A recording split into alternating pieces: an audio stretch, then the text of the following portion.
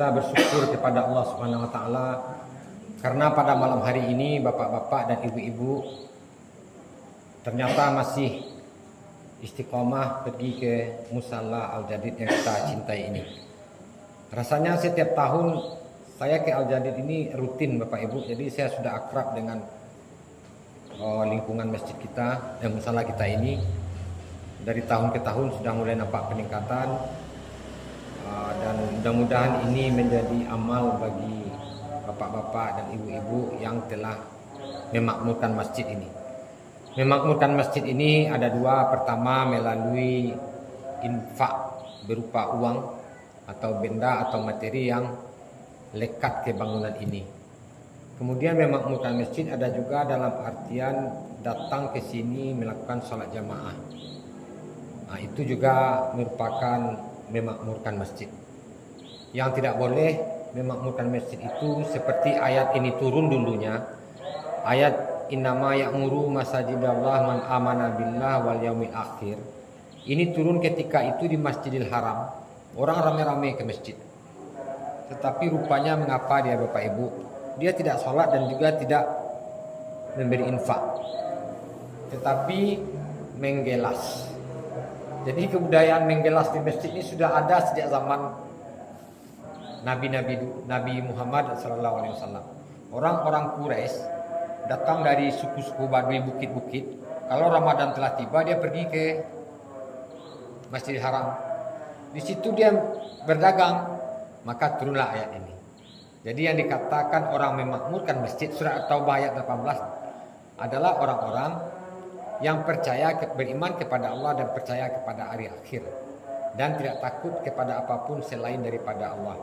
Nah, orang itulah yang disebut orang yang beriman. Nah, jadi kita ini adalah orang yang beriman. Apa buktinya? Nah, itu tadi buktinya karena Bapak Ibu memakmurkan masjid. Masjid itu artinya kan rumah. Kalau tidak ada Jumat disebut musalla. Kalau di kampung-kampung disebut surau.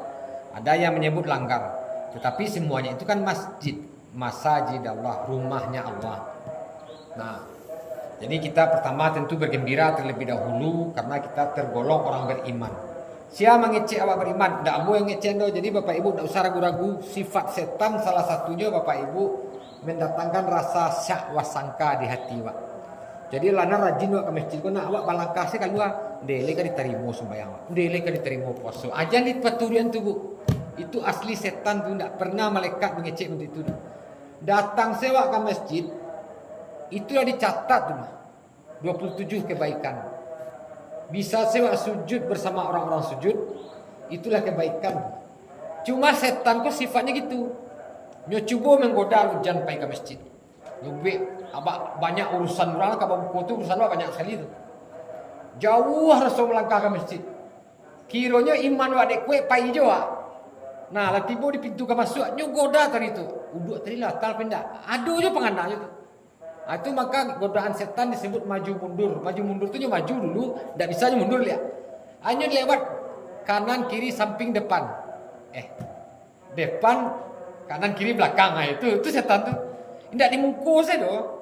Kalau dimungkul lah gagal kan buat tetapnya sembahyang, hanya pindah ke samping lah. Alah selesai mas sembahyang jalan ke pulang itu je kecil itu mah. Percuma saya sembahyangnya. Tadi itu tak apa cerita ustaz. Tadi itu ndak ancak bacaan imam. Itu tuh godaan setan Bu. Pak. Jadi jangan pernah dipaturian hati wak ketika wak was-was dengan ibadah wak. Karena Allah tuh maha menerima ibadah wak. Ndak pernah Allah tuh menolak ibadah hambanya tuh. Sedangkan orang ndak beribadah minta ampun ya ampuni. Jadi wak harus bangga wak jo iman wak. Jagalah iman tu, pertahankan tarwih. Itu demi Allah Bapak Ibu ndak mau yang mengecek itu seluruh Al-Qur'an mengecek seperti itu. Jadi orang beriman tu harus bersukaria, ndak bermenung, ndak sedih. Kalau sedih tu kurang iman. Orang kini ndak ada yang kayak makan sedih, menangis enak. Orang kurang imannya ndak pernah sedih. Harusnya lebih sedih orang tu imannya kurang lah. Tidak ke masjid, tidak tertarik hati ke masjid, tidak bergetar hati ketika mendengar ayat suci, tidak tergetar hati untuk menyumbang. Itu tuh menangis lah, sedih lah tuh. Karena besok akan mati, tidak tahu anak di bawah. Iku anak sekolah beli baju tak do nak mulai sedih tu. Bawa viral-viral lalu di YouTube. Hidupku susah sekarang. Tolong ya bantu. Tak pernah mau dengar saya butuh guru mengaji. Tak pernah mau cari itu kira. Padahal ni pulang kampung sorang-sorang negeri bawah tu nak pitih tu negeri bawah tu amalan ke masjid rumah. Apa si kakeknya mencari harta untuk yang kanyo tinggalan bisu. Harta yang kanyo bawa ni tak camih, tak ada. Alhamdulillah awak lepas dari itu. Lah terpisah awak dari orang tadi itu Bapak Ibu, awak bukan golongan fasik, bukan golongan kafir, bukan golongan munafik. Contoh buktinya awak datang ke masjid, awak percaya di hari akhir, awak memakmurkan masjid. Awak tidak takut kepada apapun selain kepada Allah.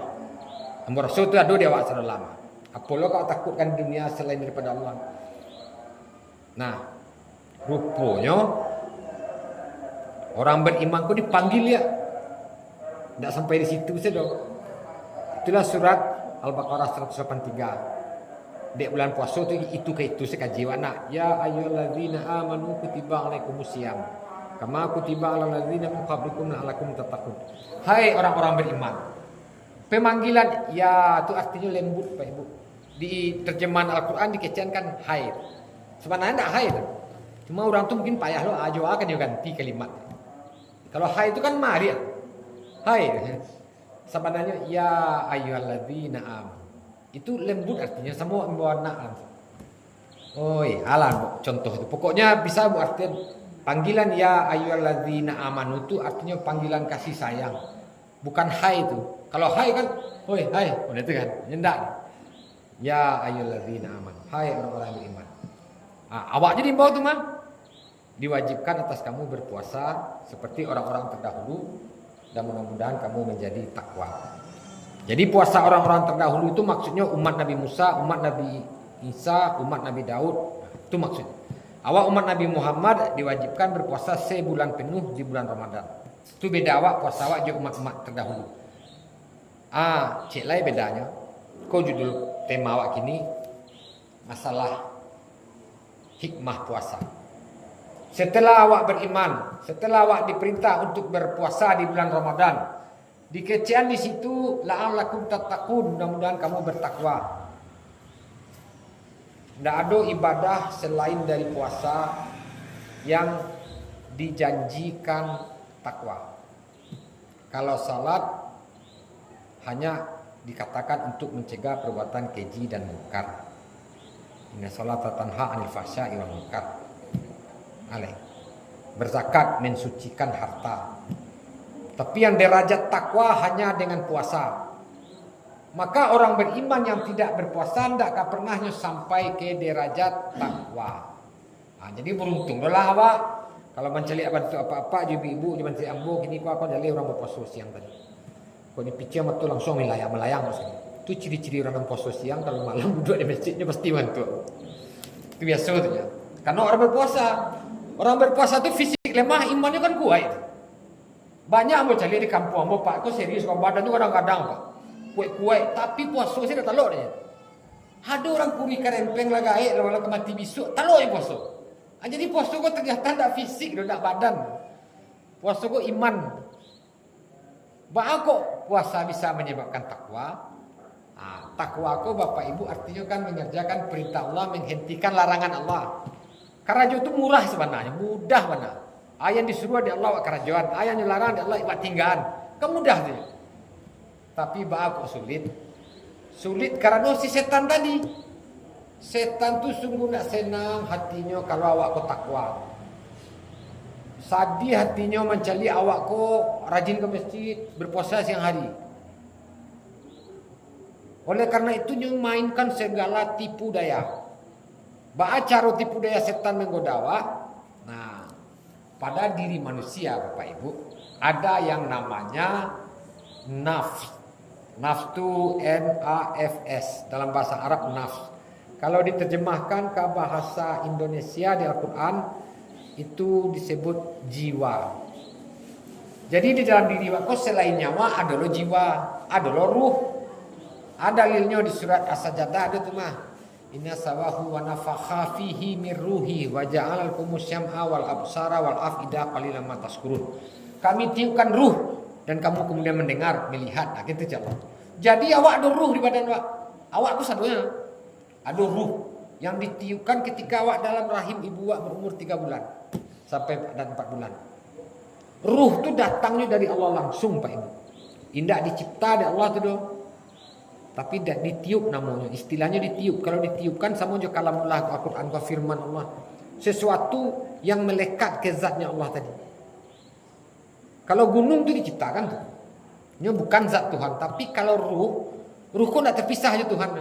Nah itulah yang ada di badan wa, di tubuh wa.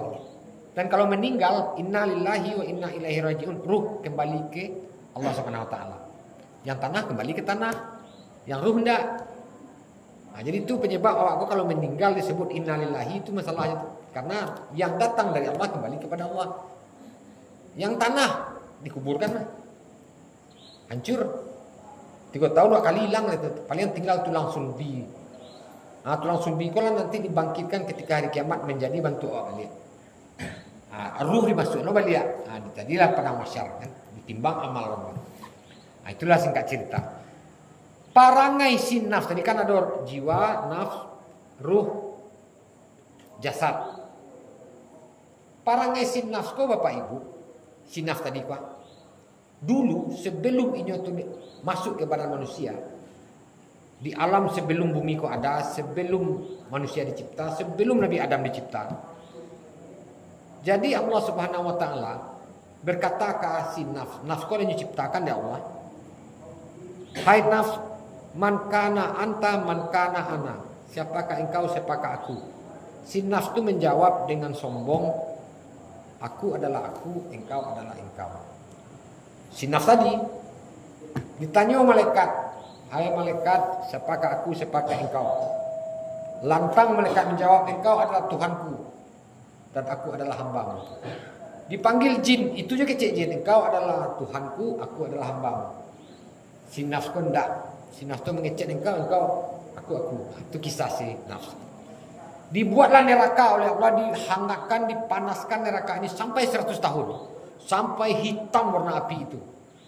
Dimasukkan si nafs tadi ke dalam neraka. Dipadian si nafs tadi di situ. Lah bantu arang lah kira-kira bentuk si nafs lah hitam kalian keluar, ditanya oleh Allah. Hai nafs, man kana ana, man kana anta. Tetap jawabannya itu, engkau, aku. Allah dipanggang di neraka. Kemudian neraka tadi didinginkan sedingin-dinginnya. Sampai putih seputih-putihnya. Dimasukkan si nafs tadi lihat. Setelah dimasukkan di bangkian dia pertanyaan tadi lihat. Tetap jawabannya engkau, aku. Itulah si nafs tadi. Kan terbayang doa apa perangai si nafs. Akhirnya disuruhlah oleh Allah Subhanahu wa taala kepada malaikat untuk memasukkan nafs tadi ke suatu tempat dan tidak diberi makan, tidak diberi minum. Nah, dikurung aja di situ. Kira nak sampai setahun dah Pak Ibu, mungkin hitungannya hari baru 7 hari. Menangis si nafs tadi. Ya Tuhanku, berilah hamba makan, berilah hamba minum.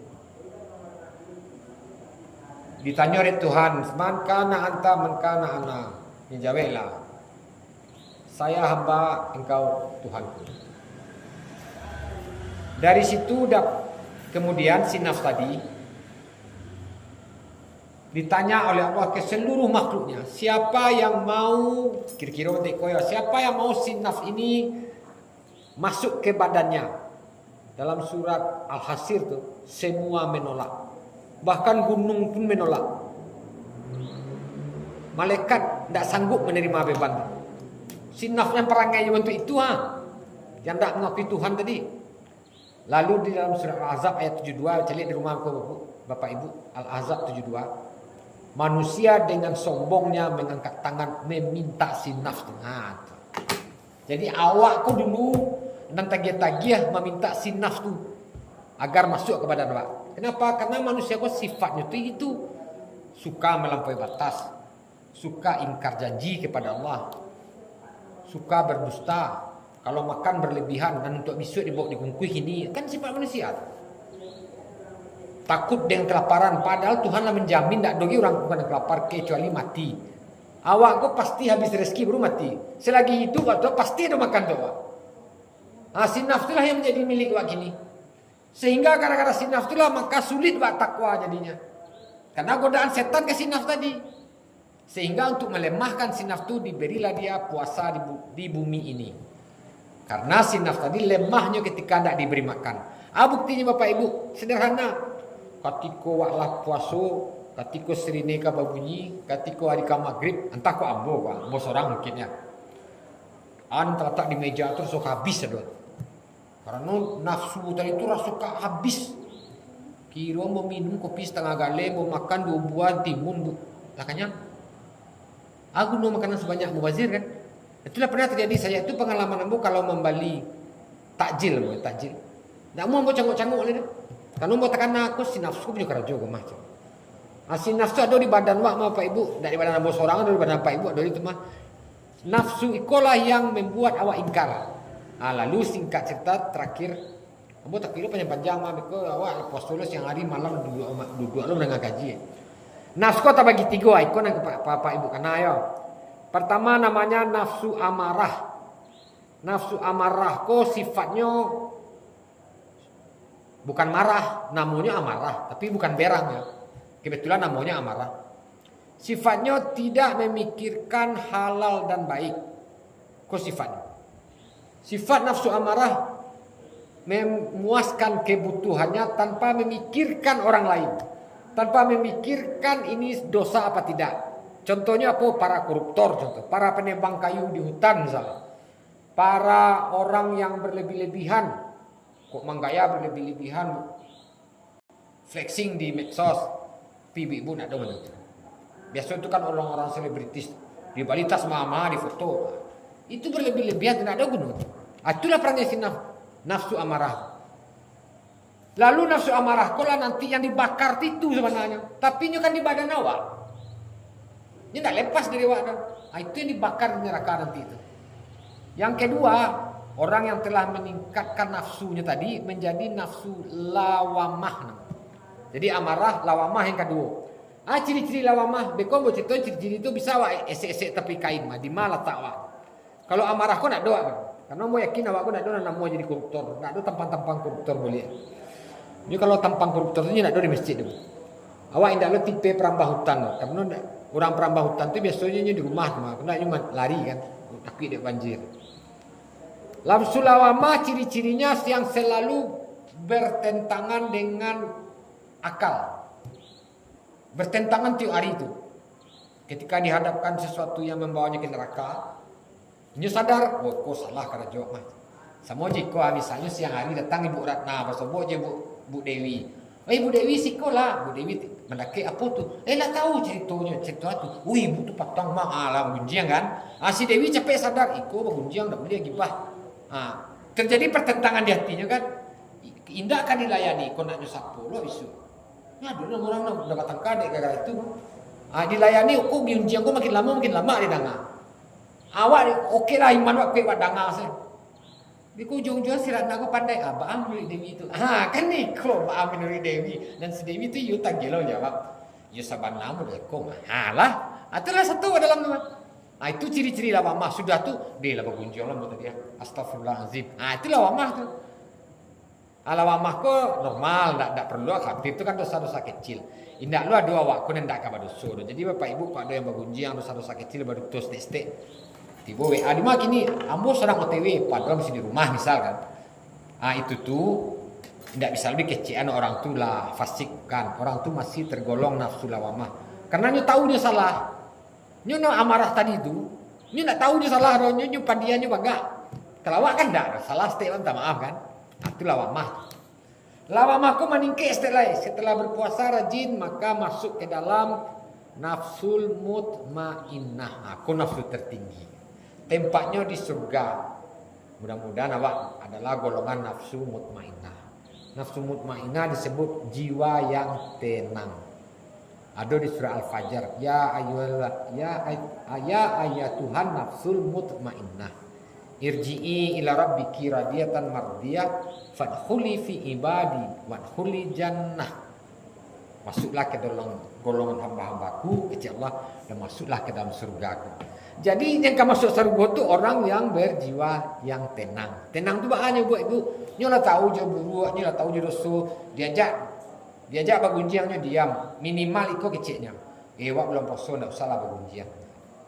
Nah, itu orang tenang tuh. Kalau lawamah masih ragu-ragu antara yo jindak. Mudah-mudahan terakhir marilah berdoa semoga dengan puasa awakku, dengan awak rajin datang ke masjid, awak tergolong orang-orang yang memiliki jiwa yang tenang. Awak tergolong ke dalam hamba-hamba yang nafsu mutmainnah, yang sehingganya Allah reda dan awak bisa nanti masuk pulang kampung indak sasik jalan tiba di surga atau disebut dengan jannah. Wabillahi taufiq wal hidayah. Assalamualaikum warahmatullahi wabarakatuh.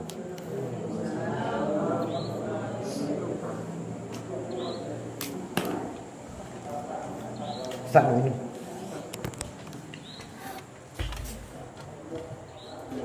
Dan kita situ dia awak ya. Besok.